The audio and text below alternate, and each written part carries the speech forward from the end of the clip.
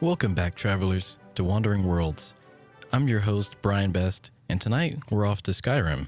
But rather than follow a daring dragonborn or a fearless adventurer, tonight's journey takes us into the life of a humble Whiterun guard. You know the ones. Their familiar voices echo around the marketplace, and they might just have a story or two about an arrow and an unfortunate knee. Join me as we explore a day full of shenanigans, strange visitors, and of course, a dragon encounter or two.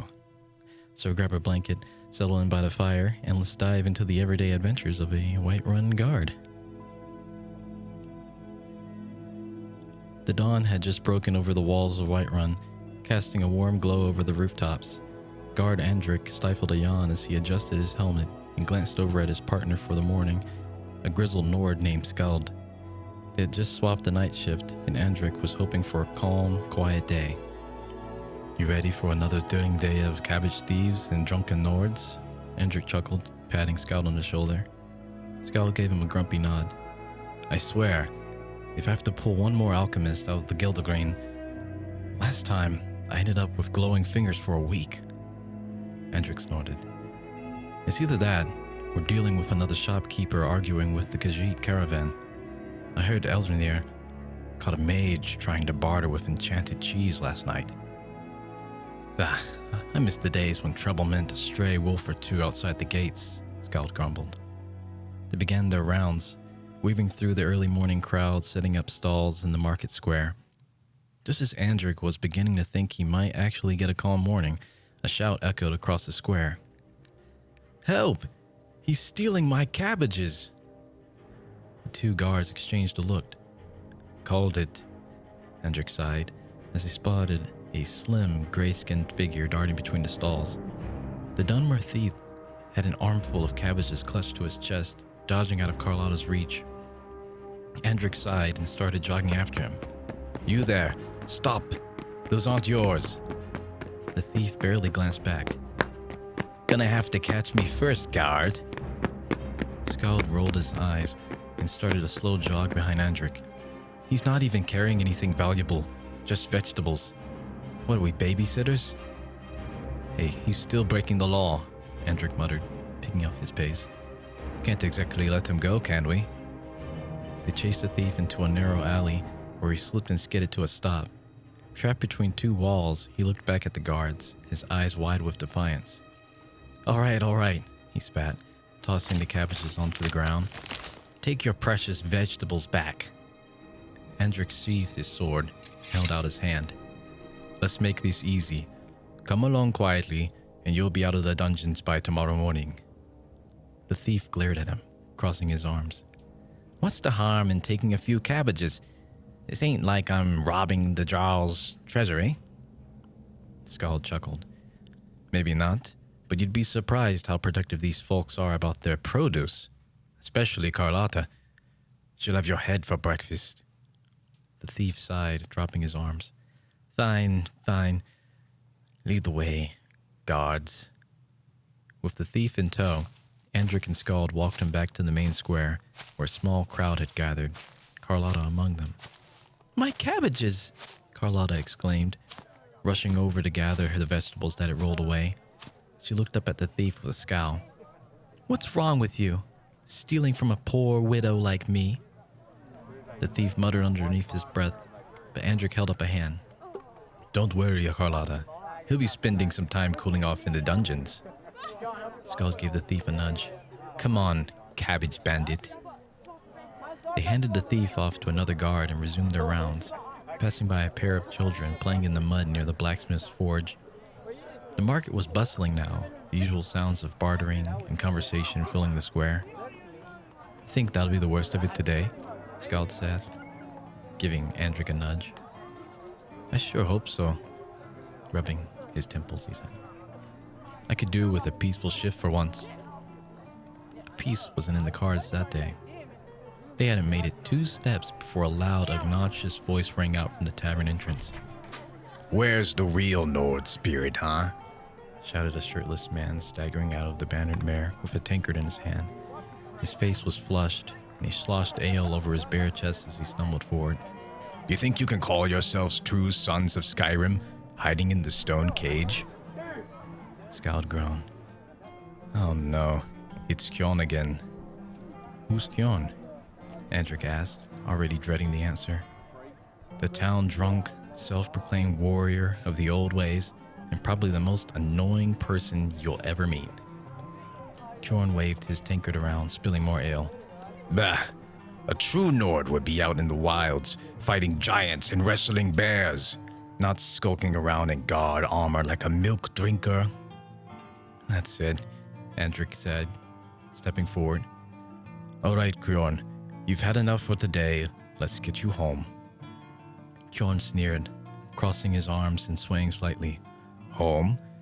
I don't need a guard telling me what to do. I can knock your helmet right off with one punch. Skald chuckled. I'd like to see you try, Skjorn. In fact, go on. Let's see your best swing. Kjon blinked, momentarily thrown off balance. Well, maybe not now. Thought so. Andrik smirked, putting a hand on Kjorn's shoulder. Come on, let's get you back to your bedroll before you try wrestling a mammoth. The guards led Kjorn away, his protest turning into mumbles as he slumped against Andrik's shoulder. As they deposited him onto a bench outside the tavern, Andrik heard a loud roar in the distance. He and Skald exchanged worried glances. Was that? Could just be thunder, Skald offered, though his expression was tense. But Andrik shook his head, pointing towards the western sky. Thunder doesn't cast a shadow. A massive shape soared over the city, casting a shadow that chilled Andrik to the bone. The dragon's scales glinted in the sunlight as it circled the city, letting out another ear-shattering roar. All guards to the walls, shouted Captain Caius from the watchtower. Protect the city! Andrik tightened a grip on his sword and followed Skald as they sprinted up to the battlements. The townspeople scattered, running for cover as the dragon circled lower, flames trailing from its mouth. Are we really doing this? Andrik asked, his voice barely above a whisper as he watched the beast swoop down. Skald grinned, an almost manic gleam in his eye. Well, I wouldn't be a true Nord if I didn't. Now let's grab a bow and let's make this dragon remember Whiterun. The dragon swooped closer, its fiery breath scorching the tops of the buildings as Andrik and Skald fired arrows, each barely scratching the beast's hide. Arrows, spears, and even a few hastily cast spells soared into the air, striking the dragon as it roared in fury. Watch out, Andrik shouted, pulling Skald back as a blast of fire washed over the wall, leaving scorch marks in its wake. We can't hold it off much longer, Skald grunted, pulling himself to his feet. Unless the Jarl's got a dragonborn hidden away somewhere. Just then, a voice shouted from below. The beast is weakening! Keep firing! Sure enough, the dragon's flight was faltering. Andrik could see the arrows embedded in its scales. With one final desperate dive, the dragon crashed into the watchtower, shaking the ground and sending a cloud of dust into the air. Andrik, coughing and shielding his eyes, peered through the dust. There, lying motionless at the foot of the tower, was the dragon, its once mighty body now lifeless and still. Skald let out a shaky laugh, clapping Andrik on the back. Well, that was one way to end the shift. Andrik gave a tired nod, looking around at the damage. Let's just hope the rest of the day is a little quieter. The two guards exchanged weary smiles as the townfolk began to emerge from their hiding places, their cheers echoing across the square. Carlotta clasped her hands in front of her, beaming at Andrik and Skald as they limped down from the battlements. The marketplace was smoky and scattered with rubble, but the people of Whiterun were safe. Andrik looked over the city, still catching his breath, and shook his head.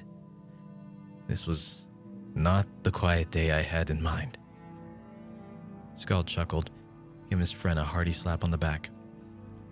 Come on now, admit it. There's still a bit of thrill in keeping Whiterun safe from dragons. You'll have quite the tale to tell the other gods. Maybe so, Andrik laughed, casting a last glance at the dragon's lifeless form. But next time, I wouldn't mind just dealing with a cabbage thief. Carlotta approached them, carrying a basket of apples. Take these, boys.